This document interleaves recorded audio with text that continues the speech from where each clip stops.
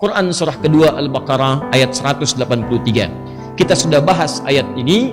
Allah menyampaikan, ya ayyuhalladzina amanu, hei orang-orang yang telah menyatakan dirinya beriman kepada Allah, baik imannya mungkin kuat sehingga merasa dekat dengan Allah, atau imannya standar sehingga menengah saja hubungannya dengan Allah, atau imannya terasa lemah sehingga hubungannya pun jauh dari Allah, salatnya jarang, puasa juga bahkan jarang, zakat bahkan tidak ditunaikan, ya, malas mendekat kepada Allah. Kata Allah, saya akan berikan kepada engkau informasi tentang kewajiban dalam ibadah, yang kalau engkau tunaikan ibadah ini, maka semua akan diberikan kesempatan yang sama.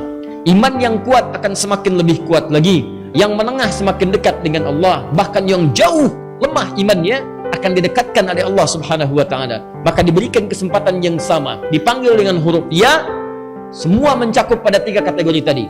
Maka Allah katakan, hei saya ingatkan ya, hei saya kuatkan ya, ayyuha alladzina amanu, orang-orang beriman tanpa kecuali, kutiba alaikumusiyam, mulai detik ini akan diwajibkan bagi kalian menunaikan ibadah puasa. Ingat kalimatnya as-siyam, kutiba alaikumusiyam, mulai saat ini diwajibkan bagi kalian menunaikan ibadah puasa, ya, kama kutiba alal ladzina min qablikum la'allakum tattaqun. Ya, diwajibkan bagi kalian menunaikan ibadah puasa dengan ketentuan tertentu, aturan tertentu, punya keistimewaan yang tidak sama dengan waktu-waktu sebelumnya, punya kemuliaan yang tak terlukiskan. Orang-orang dulu pernah diberikan ibadah puasa, tapi yang ini istimewa. La'allakum tattaqun, kalau kalian sungguh-sungguh serius menjalani puasa ini, maka kalian berpotensi mendapatkan derajat takwa. 1, dengan takwa itu kalian bisa bahagia. Wattaqullaha la'allakum tuflihun, Al-Baqarah 189. 2, dengan takwa itu kalian mudah mendapatkan pengetahuan.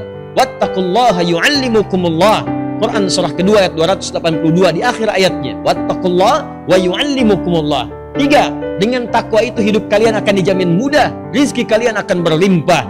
Wa may yattaqillaha yaj'al lahu makhraja wa yarzuqhu min haitsu la yahtasib, Quran surah ke-65 di akhir ayat kedua di awal ayat ketiga. Bahkan dengan takwa itu, saya jamin kata Allah, kalian akan mendapatkan anugerah surga yang saya siapkan bahkan seluas langit dan bumi.